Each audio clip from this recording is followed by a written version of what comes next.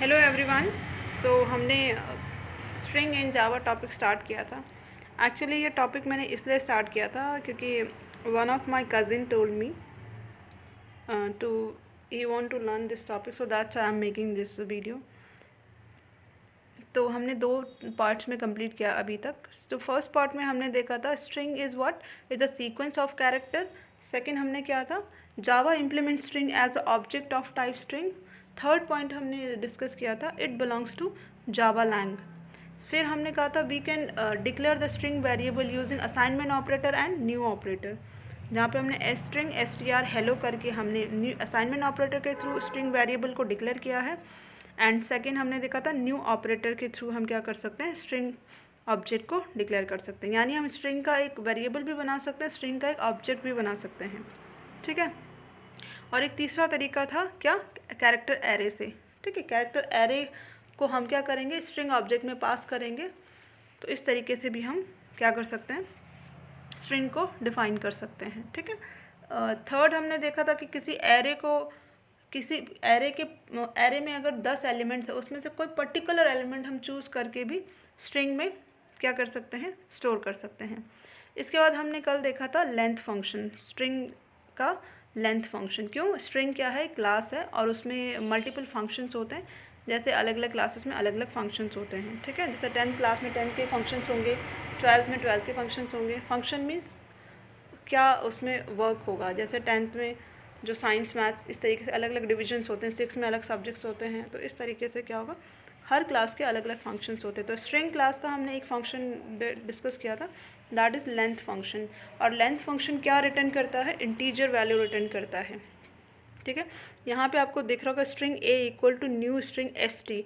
S T क्या है, character array है। कैरेक्टर एरे में क्या वैल्यूज़ हैं, ए बी सी। तो जब हम इसे ए डॉट लेंथ करेंगे, अभी ए क्या है, स्ट्रिंग ए ऑब्जेक्ट है।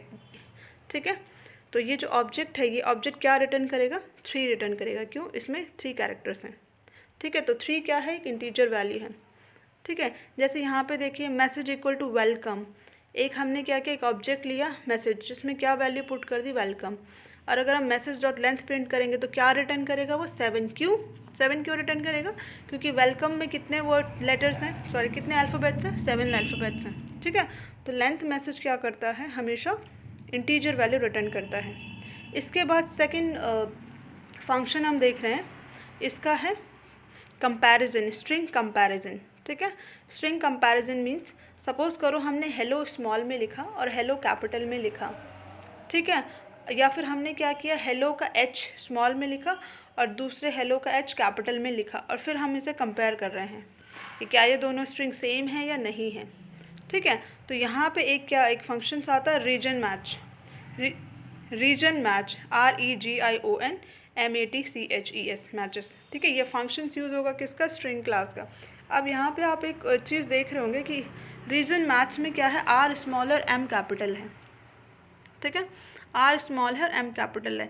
ज़्यादातर जावा के जितने भी फंक्शंस होंगे उनका पहला लेटर स्मॉल और सेकंड मतलब पहला वर्ड स्मॉल में होगा, सॉरी पहला लेटर स्मॉल में होगा एंड जो दूसरा वर्ड होगा कैपिटल। मोस्टली आप फंक्शंस देखेंगे, जैसे जैसे अभी मैं एक प्रीवियस फंक्शन बताती हूँ आपको। आई थिंक अभी कोई ऐसा फंक्शन आया नहीं है, बट जैसे यहाँ पे देखिए आप लिखा हुआ ना, ends width, ENDS width, with ends with, तो इसमें E स्मॉल है और W कैपिटल है। और स्टार्ट विद, इसमें S स्मॉल है, W कैपिटल है। तो ये एक जावा का क्या है, एक प्री डिफाइंड रूल्स है। इसके जितने भी फंक्शंस बनेंगे उसका पहला अल्फ़ाबेट स्मॉल में होगा और दूसरा वाला कैपिटल में होगा। ये इवन आप जितने भी फंक्शंस देखेंगे, लेंथ क्या था, लेंथ में आपने एल देखा होगा, स्मॉल में था। अगर हम लेंथ के आगे सपोज़ कोई ऐसा फंक्शन होता लेंथ एंड, तो लेंथ का एल तो स्मॉल होता लेकिन एंड का ई कैपिटल होता। तो ठीक है, तो ये ध्यान रखना है कि जावा में जितने भी क्लासेस होंगे उसके जितने भी फंक्शंस होंगे, हर फंक्शंस के अगर 2 वर्ड्स से बना है तो उसका पहला वर्ड्स का पहला लेटर स्मॉल में होगा और दूसरा वर्ड किस में होगा, कैपिटल लेटर में होगा। ठीक है, तो हम सेकंड फंक्शंस की बात कर रहे हैं यहाँ पे, region matches. Region matches function क्या रिटर्न करेगा, बूलियन वैल्यू। बूलियन वैल्यू क्या होती है, आइदर ट्रू और फॉल्स, या तो 0 रिटर्न करेगा या 1 रिटर्न करेगा। मतलब ये क्या करेगा, कंपेयर करेगा स्ट्रिंग्स को। तो यहाँ पे क्या होगा, यहाँ पे देखिए जो रीज़न मैच फंक्शन है उसमें हमने कितनी वैल्यूज़ पास की है, 4 वैल्यूज़ पास की। 4 क्या, पहली क्या, इंट स्टार्ट इंडेक्स, ठीक है, स्टार्ट इंडेक्स, फिर क्या, string str, int str to index और इंट नंबर कैरेक्टर। यानी हम क्या करेंगे, किसी ऑब्जेक्ट का स्टार्टिंग कैरेक्टर को जब हमें मैच करना होगा तो वहाँ पे हमने क्या किया, स्टार्ट इंडेक्स ले लिया, ठीक है। और एक्चुअली हमें सिर्फ इतना ध्यान रखना है कि स्ट्रिंग कंपैरिजन फंक्शंस का रीजन मैचेस फंक्शंस क्या होता है, दो वर्ड्स के डिफरेंट लेटर्स को या अल्फ़ाबेट्स को कंपेयर करने का काम करता है, और कंपेयर करके ये बताएगा कि क्या ये वैल्यू सेम है। ये कहाँ पे यूज़ करेंगे हम, आपने, क्योंकि प्रोग्रामिंग, ये जितने भी प्रोग्रामिंग से हम फंक्शंस पढ़ रहे हैं कहीं ना कहीं रियल लाइफ में यूज़ हो रहे हैं, जो हमने देखा होगा। जैसे आप लोग या हम लोग कभी पासवर्ड बनाते हैं, जैसे हमने जीमेल में अकाउंट बनाया या फेसबुक में अकाउंट बनाया, तो वहाँ पे हम देखते हैं ना सेट न्यू पासवर्ड, तो क्या करते हैं हम, पहले एक पासवर्ड डालते हैं, उसी को रीटाइप करते हैं। तो कंपैरिजन, तो ये कंपैरिजन फंक्शन क्या करेगा, जो हमने जितने भी कैरेक्टर पासवर्ड में सेट किए हैं और दूसरा जो पासवर्ड है वो दोनों को मैच करेगा कि या दोनों वैल्यू सेम हैं। अगर दोनों वैल्यू सेम हैं तब फर्दर प्रोसेस होगा। अगर सेम नहीं है दोनों, किसी में स्मॉल हो गया कैपिटल हो गया, तो क्या करता है, पासवर्ड डज नॉट मैच। तो कंपैरिजन फंक्शंस कहाँ यूज़ होगा, जहाँ पे हम दो वैल्यूज़ पुट कर रहे हैं और हम उन्हें कंपेयर करना चाह रहे हैं, दोनों सेम होंगे। जैसे कभी कभी आप अकाउंट, जैसे आप बैंक अकाउंट में आप पैसे ट्रांसफ़र करने हैं, तो आप पहली बार अकाउंट नंबर पास करोगे, फिर उसी अकाउंट नंबर को रीटाइप करके, बार बार बोलता है ना कि रीटाइप करो, सेम को मतलब दोबारा पासवर्ड एंटर करो, री पासवर्ड। तो मोस्टली क्या होगा, यहाँ पे वो स्ट्रिंग को, एक स्ट्रिंग को, यानी एक कैरेक्टर को मैच करेगा। तो स्ट्रिंग कंपैरिजन फंक्शन कहाँ पे यूज़ होगा, वो क्या करेगा, दोनों जैसे आपने टेक्स्ट बॉक्स में दो जगह बैंक अकाउंट डाले, तो एक कैरेक्टर को मैच करके देखेगा क्या दोनों सेम हैं। अगर सेम है तो ट्रू रिटर्न करेगा, और अगर एक भी अल्फ़ाबेट डिफरेंट होता है तो क्या करेगा, फॉल्स रिटर्न करेगा। तो इसीलिए यहाँ पे स्ट्रिंग कंपैरिजन फंक्शंस क्या करेगा, बूलियन वैल्यू रिटर्न करेगा। बूलियन मतलब आइदर ये ट्रू होगा या फॉल्स होगा, यानी वो दो स्ट्रिंग के हर इंडेक्स की वैल्यूज़ को मैच करेगा। अगर वो वैल्यू मैच होती है तो ट्रू रिटर्न करेगा, मैच नहीं होती है तो फॉल्स रिटर्न करेगा, ठीक है। जैसे एज एग्जाम्पल हेलो में एच स्मॉल कर दो और हेलो में एच कैपिटल कर दो। तो अगर हम इसे कंपेयर करें तो स्मॉल एच की अलग वैल्यूज़ होती है, कैपिटल एच की अलग मेमोरी एलोकेशन होता है, ये अलग नंबर्स होता है। तो इसीलिए ये क्या करेगा, कंपैरिजन फंक्शन क्या करेगा, फॉल्स रिटर्न करेगा। क्यों, दोनों वैल्यूज मैच नहीं कर रही, ठीक है। तो हमें सिर्फ इतना ध्यान रखना है कि स्ट्रिंग में जो रीजन मैचेस फंक्शंस हैं वो क्या करता है, बूलियन वैल्यू रिटर्न करता है। इसका प्रैक्टिकली, पहले अभी हम थ्योरेटिकल समझ जाएं, प्रैक्टिकल फिर हम एक एग्जाम्पल के थ्रू से देखेंगे, ठीक है।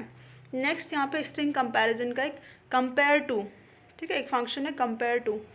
इस कंपेयर टू फंक्शन की वैल्यू क्या है, ये इंटीजर वैल्यू रिटर्न करेगा।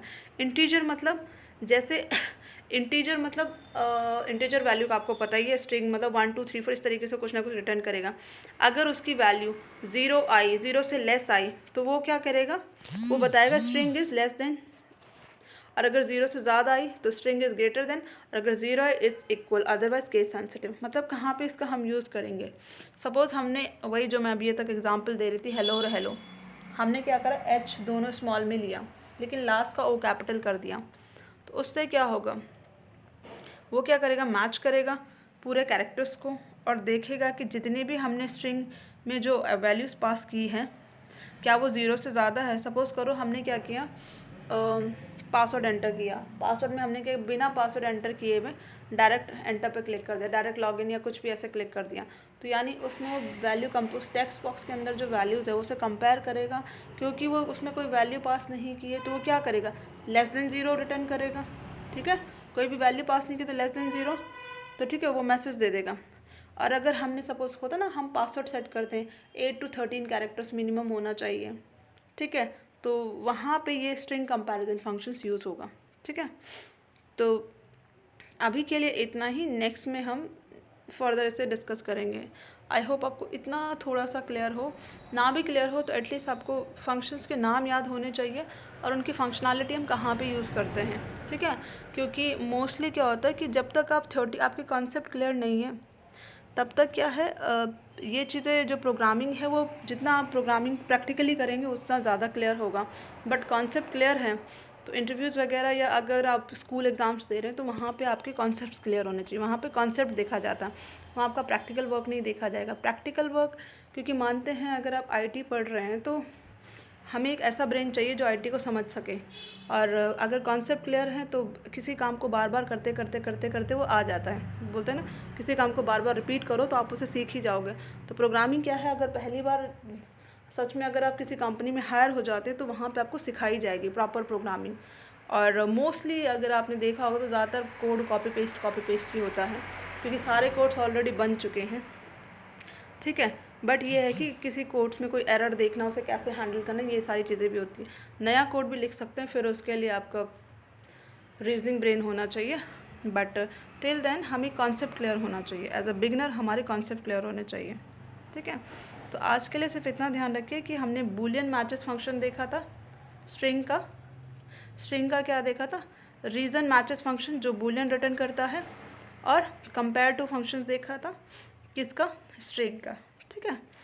और इससे पहले हमने लेंथ फंक्शंस देखा था। तो ज़्यादा हम कंटिन्यू धीरे धीरे एक एक पार्ट्स में, आई थिंक 1 वीक में, मतलब ये 3rd पार्ट्स है, तो 4-5 पार्ट्स और में हम इसके बेसिक फंक्शन देख लेंगे। तो लास्ट तक आपको सिर्फ इतना ध्यान होना चाहिए कि स्ट्रिंग क्या है, स्ट्रिंग के फंक्शंस कौन कौन से हैं, स्ट्रिंग किस पैकेज के अंदर आती है, और उसका एक example as a student level पे और एज अ बिगनर लेवल पे हमें इतना बेसिक्स क्लियर होना चाहिए। So thank you so much, I hope आपको ये चीज़ें क्लियर हो, एंड मिलते हैं नेक्स्ट पार्ट में टुमारो। Thank you.